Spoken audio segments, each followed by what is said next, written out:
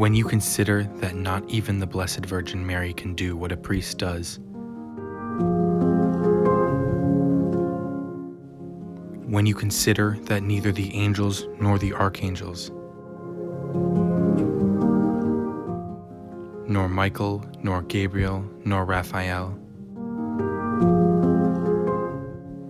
nor any of those princes who defeated Lucifer, when you consider that our Lord Jesus Christ in the Last Supper performed a miracle greater than the creation of the universe with all its grandeur, by turning bread and wine into his body and his blood to feed the world, and that this portent, before which angels and men kneel, is daily repeated by a priest.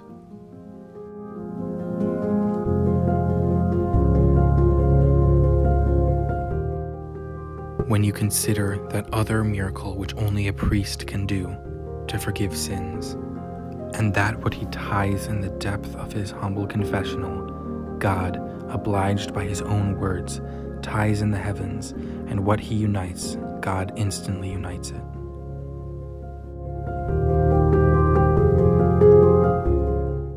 When you consider that humanity has been redeemed and that the world subsists because every day men and women nourish themselves from this body and this redeeming blood that only a priest can consecrate.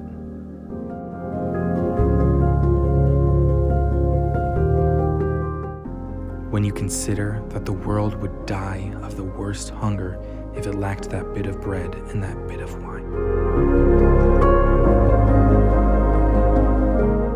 When you consider that this could happen because priestly vocations are lacking, and when this happens, the heavens will shake and the earth will explode as if God's hand would have stopped holding it. People will shout out of hunger and anguish, and they will yearn for that bread, and no one shall be able to give it to them.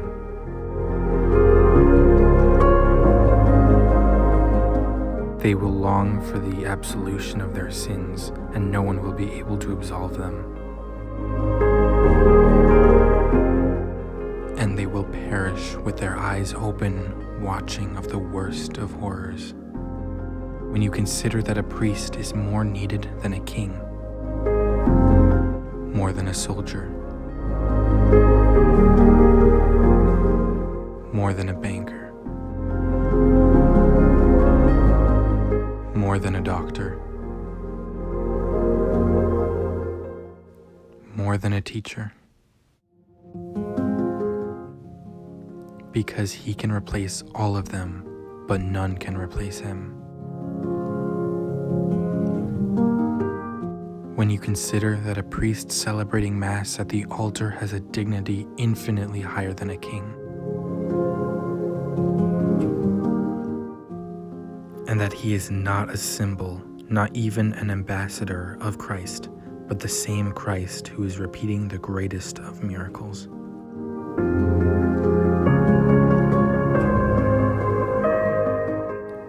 You realize the eagerness that in old times each family yearned that a priestly vocation would have sprouted as a flower lily from its bosom.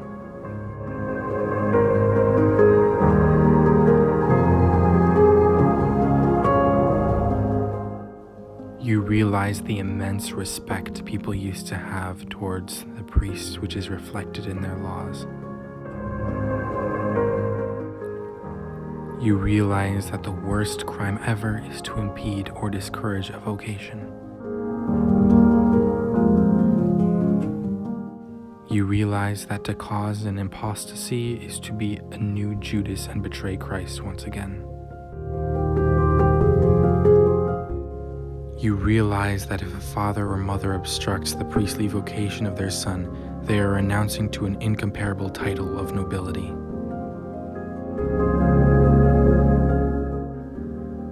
You realize that a seminary or novitiate is more than a church, more than a school, more than a hospital.